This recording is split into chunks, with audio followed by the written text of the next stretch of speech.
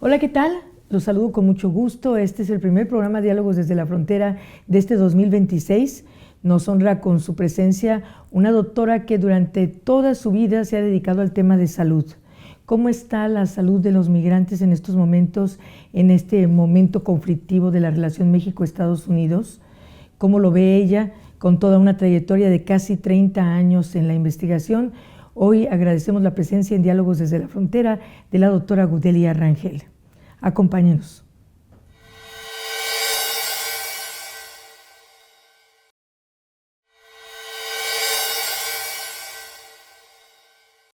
Bueno, pues hoy nos acompaña en Diálogos desde la Frontera la doctora Gudelia Rangel, a quien le doy la bienvenida. Tiene muchos méritos profesionales, muchos premios. Ella es doctora en Ciencias de la Salud con especialidad en Epidemiología por el Instituto Nacional de Salud Pública.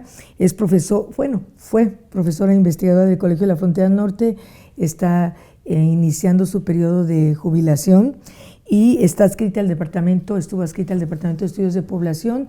Sus líneas de investigación fueron salud e inmigración, salud fronteriza y acceso a servicios de salud y un tema muy importante, VIH-Sida. Doctora, pues nos da mucho gusto que hayas accedido a esta conversación. El hecho de que, vamos a decir, estés en un proceso de jubilación no quiere decir que te desprendas de estos temas tan importantes que han significado pues tu vida profesional. ¿Cómo ves, sobre todo ahorita que vi VIH-Sida, todos estos temas, cáncer, todas estas enfermedades que tienen un seguimiento tan puntual o deben tenerlo en un momento como el que está viviendo la población migrante ahorita con el gobierno de Trump? No, pues muchas gracias primero por la invitación. Yo encantada. Sí estoy iniciando mi retiro por jubilación, pero no me voy a retirar del todo de la academia. Sí, la situación actual que se está viviendo con nuestra población, pues con esta situación administrativa y política en Estados Unidos, realmente en el tema de salud es muy complicada. Y es muy complicada porque la proporción, en el caso de la población mexicana que vive en Estados Unidos, que es alrededor de casi 12 millones de personas, de estas, un poco más de 5 millones, pues estaríamos diciendo que son los que están desprotegidos, que no tienen acceso a servicios de salud porque no tienen un seguro de salud en Estados Unidos, porque no tienen un documento de residencia. Entonces, en años anteriores, pues nosotros podríamos estar hablando de que sí tenían limitaciones en acceso, pero todavía podían ser atendidos en diferentes clínicas comunitarias, en diferentes organizaciones que representan a sociedad civil, organismos internacionales. ¿Qué es lo que está pasando con la situación actual en el tema de salud? En el tema de salud es que, aunque en toda la red, por ejemplo, de clínicas comunitarias que tiene el gobierno federal de Estados Unidos y que son operadas por otras organizaciones, no se les niega el acceso, sí hay una limitación muy importante. Y la limitación es presupuesto. El presupuesto que para prevención se ha ido retirando paulatinamente para diversos programas. ¿Y cuáles son los programas más afectados? Pues salud sexual y reproductiva, todo lo que tiene que ver con planificación familiar, todo lo que tiene que ver con VIH, infecciones de transmisión sexual. Por ejemplo, el presupuesto para el programa de VIH, si mal no recuerdo, en este año se va a disminuir sustancialmente, y eso quiere decir que en varias de estas clínicas comunitarias que brindaban estos servicios, pues ya no se van a brindar. Se van a cerrar esos programas de planificación familiar, de VIH, infecciones de transmisión sexual, virus de papiloma. ¿Por qué? Porque no va a haber presupuesto. El otro tema es el de vacunación. Inmunización, que fue, pues de los programas, pues yo podría decirlo, más castigado, porque se redujeron muchos, pero muchos millones de dólares en el tema de vacunación. ¿Esto qué implica? que los lugares a donde un mexicano que vive en Estados Unidos podía acceder a ir por una vacuna gratuita, si bien es cierto no están eliminados en su totalidad, sí, ya son mucho menos. Ahora sí, pues el gobierno de México, a través de la red consular, pues va a tener que reforzar la difusión y la comunicación de a dónde puede ir un mexicano a recibir alguno de estos servicios preventivos. Me quedé pensando ahorita que te estaba escuchando con lo del presupuesto. Si quitaron presupuesto para los estadounidenses, para vacunas, para una serie de cosas, ¿qué puede esperar la población migrante? Sí, es una situación crítica que, bueno, ya se está viviendo, por ejemplo, desde el gobierno de México con la estrategia Ventanillas de Salud, que es una estrategia que nació desde el 2003 para brindar servicios preventivos a nuestros connacionales viviendo en Estados Unidos, que tienen pues difícil acceso, ¿no?, a los servicios. ¿En qué se está resintiendo como parte de esta estrategia la falta del presupuesto del gobierno federal de Estados Unidos?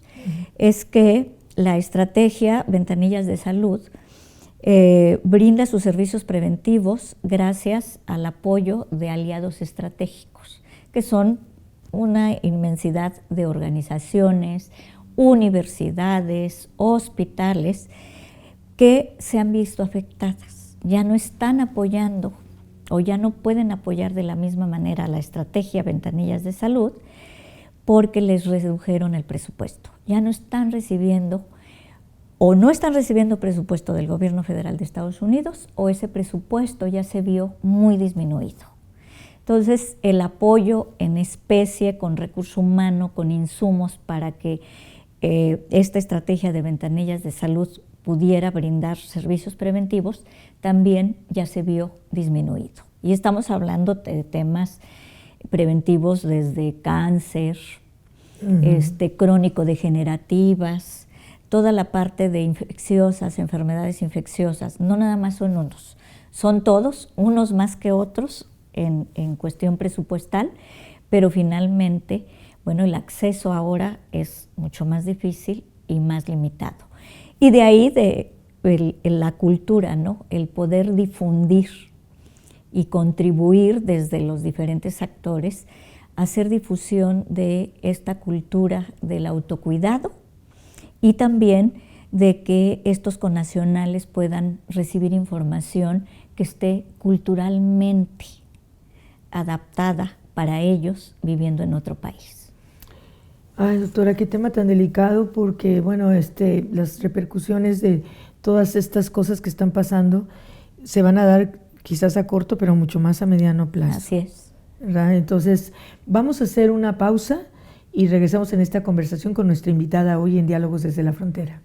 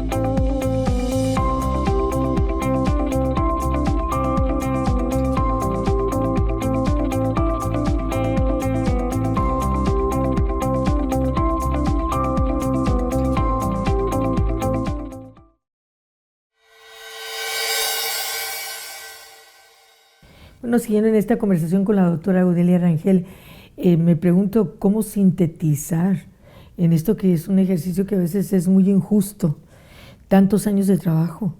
¿Cómo recuerdas tú cuando iniciaste con el tema de salud pública, sobre todo en la población migrante, a esta época? Ya nos decías en la primera parte de nuestra conversación, pues que se está viviendo un momento muy delicado, pero ¿cómo lo recuerdas tú en esta evolución? Y también es muy injusto el trato que le dan al tema de salud en muchas ópticas, ¿no, doctora?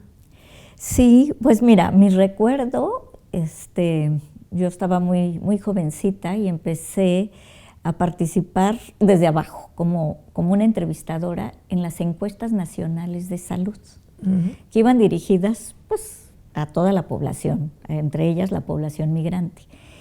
Y inicié con las encuestas en el 87, que eran las serológicas, que se hicieron en varias ciudades del país, pero bueno, pues principalmente en la frontera.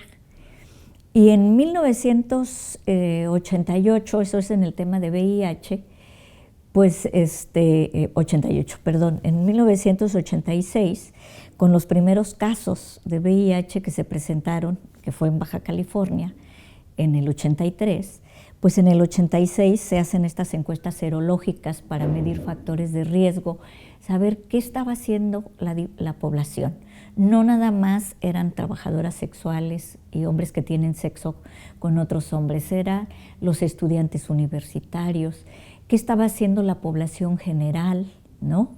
Qué comportamientos eran los que tenían, pues para poder indagar y conocer realmente a qué se estaban exponiendo y a qué se estaba enfrentando el gobierno de México. Entonces empezaron a hacer estas primeras encuestas, considerando a estudiantes, a la población general, al personal de salud y a dos grupos que se consideraban en ese tiempo de muy alto riesgo, ¿no? Hombres que tienen sexo con otros hombres y trabajadoras sexuales. Y bueno, pues esa fue en el tema pues particularmente de VIH, donde pues a mí tan jovencita pues se me abre un mundo que yo no conocía. Ese mundo, ese tabú, la educación que recibes desde con tus familias, con tus padres, y que no te hablan pues abiertamente, ni tampoco en la escuela, de este otro mundo que existe, ¿no? Que existe fuera de tu casa, en las calles, en lo que ahora le dicen antros, en los bares, ¿sí? en los centros de trabajo de las trabajadoras sexuales. Para mí ese fue una educación que pues ni la hubiera imaginado. Estaba muy jovencita, entonces ahí empecé como entrevistadora a hacer entrevistas, a saber pues a qué se estaban exponiendo en cuestiones de salud, principalmente para cuantificar los factores de riesgo en el tema de VIH, si se cuidaban, no se cuidaban, si tenían múltiples parejas o no tenían. Entonces me abrió el mundo. Me abrió el mundo y yo dije, bueno, es que, ¿y quién le ha dicho a esta gente que si tiene múltiples parejas sexuales debe de cuidarse, ¿sí? Usando condón, debe de tener cuidado con esto otro? ¿Quién les dice? ¿No? ¿Qué programas hay? Porque yo no los he escuchado. ¿Sí? ¿Qué programas hay para que en donde se le informe a la población cuáles son las medidas preventivas, cómo se transmite? Pues en ese tiempo los mitos eran que si el mosquito, ¿sí? Que si por un beso, que si estaba cerca de la persona, que si estaba cerca, ¿no? Entonces eran las percepciones erróneas, pero por todos lados. Nos tocó escuchar a los alumnos, si sabían en dónde escuchaban, en qué canales. Yo me sorprendí mucho porque viajé, me tocó Tijuana como una ciudad para hacer las entrevistas y nadie escuchaba en los canales locales de Tijuana. Lo que escuchaban o habían escuchado del VIH era en San Diego y eran los que sabían más. El personal de salud se sentía evaluado.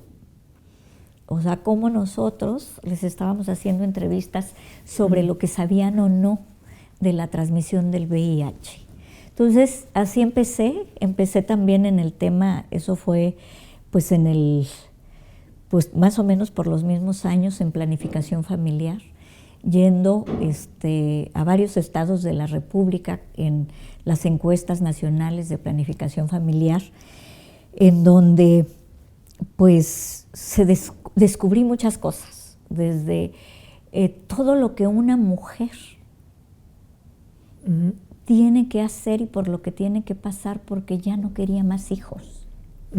El decir, es que yo tomé el jugo con limón en las mañanas, es que las semillas de papaya, hasta las que te decían más jóvenes, es que yo ya estoy operada, pero mi esposo no sabe. Entonces, todas esas experiencias de lo que viven, ¿sí?, las personas para resolver problemas que pareciera que no son de salud, pero es salud sexual y reproductiva, es educación. Entonces, cómo ellos, sin haber recibido una educación, sin estar preparados, tienen que resolver. O sea, tienen que el decir, no puedo tener ya más hijos, aunque mi esposo quiera. ¿Y ahora qué voy a hacer? Entonces, pues me tocó empezar como entrevistadora, después fui supervisora, después fui coordinadora de proyectos y decidí, o sea, yo como licenciada en trabajo social, que me quería dedicar a la salud pública. La salud pública porque quería escuchar y conocer los problemas, las necesidades, cómo resuelven su vida de salud, nuestra comunidad, sobre todo esa comunidad que no tiene educación. Y cómo, a partir pues, de esas respuestas, compartir las experiencias a través de estudios, uno puede incidir en mejorar las políticas públicas de un país. Claro. Eso es lo que aprendí y pues aquí estoy. Ya sé, ¿no? Y además te digo que es injusto el tiempo porque pues hay tantos temas de qué platicar. Ahorita que hablabas de lo del SIDA, yo recuerdo, tú hablabas de 85, 4 años después no había un lugar en donde atender a las personas que estaban enfermas y ya en fase terminal. Y a mí me tocó ver cómo morían en cafés o en restaurantes en donde los albergaban. A veces era la pareja y dejaban al hijo en orfandad absoluta. Sí. O sea, bueno, creo que tenemos que hacer pausa y regresamos con nuestra invitada hoy, la doctora Gudelia Rangel.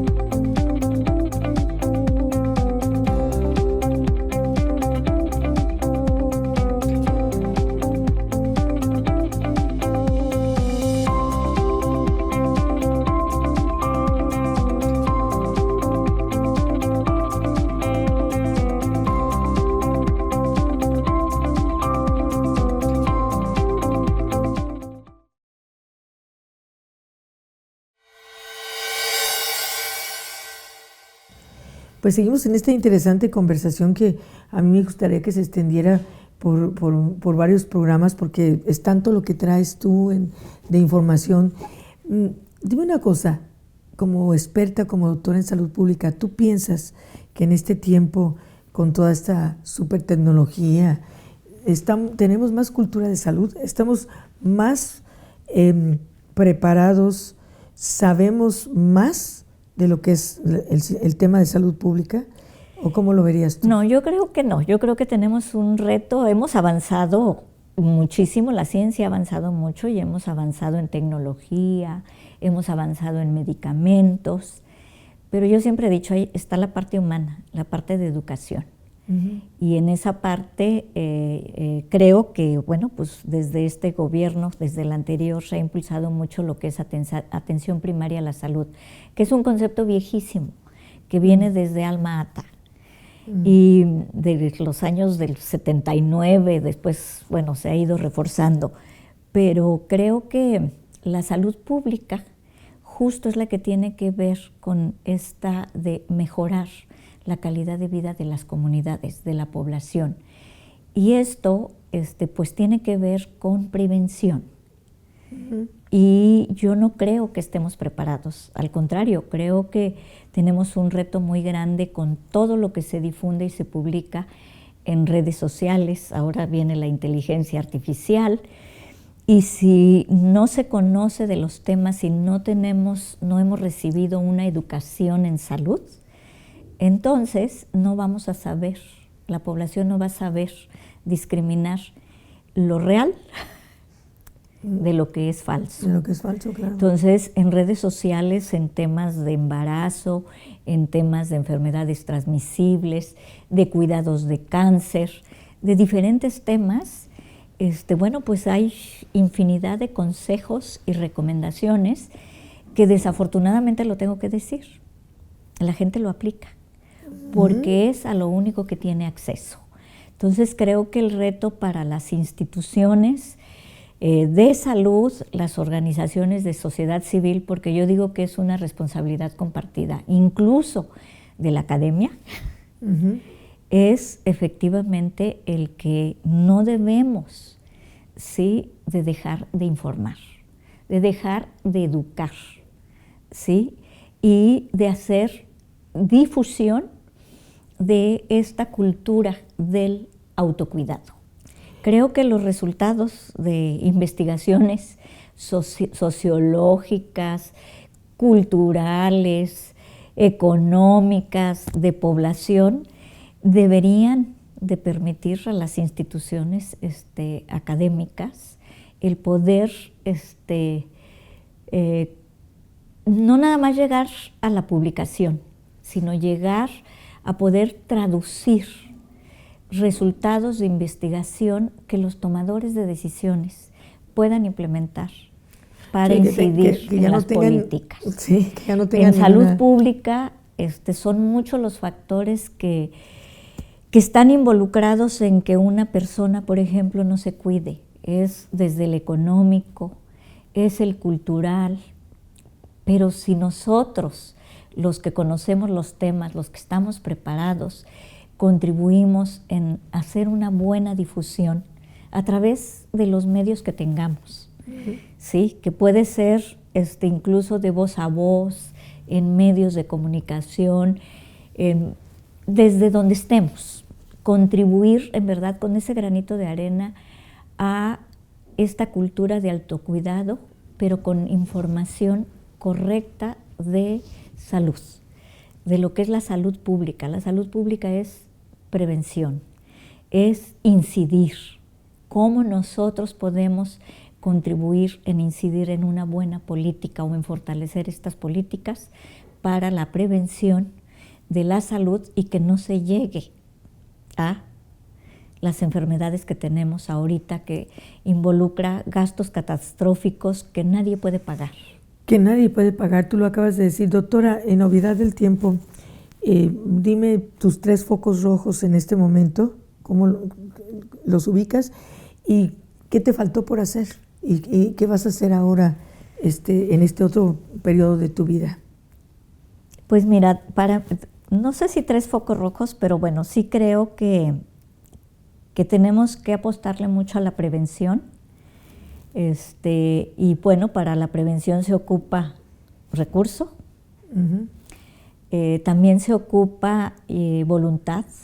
Yo siempre he dicho esta voluntad política, no de los políticos, sino de todos los que trabajamos el tema de salud. El tema de salud. Yo siempre he dicho que la salud pública es la de campo, es estar en la operación día a día para ver cómo se resuelven los problemas y no llegar justamente a la enfermedad.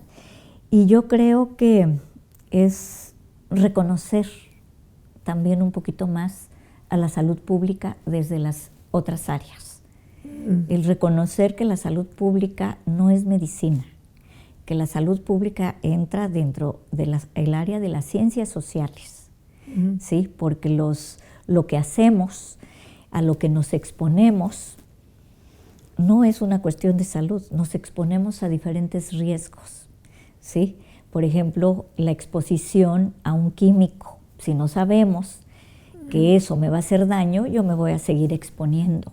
Entonces, como esta cultura, desde el poder difundir que las empresas tengan esta cultura de autocuidado desde donde estamos, y sobre todo saber informar, el informar con responsabilidad.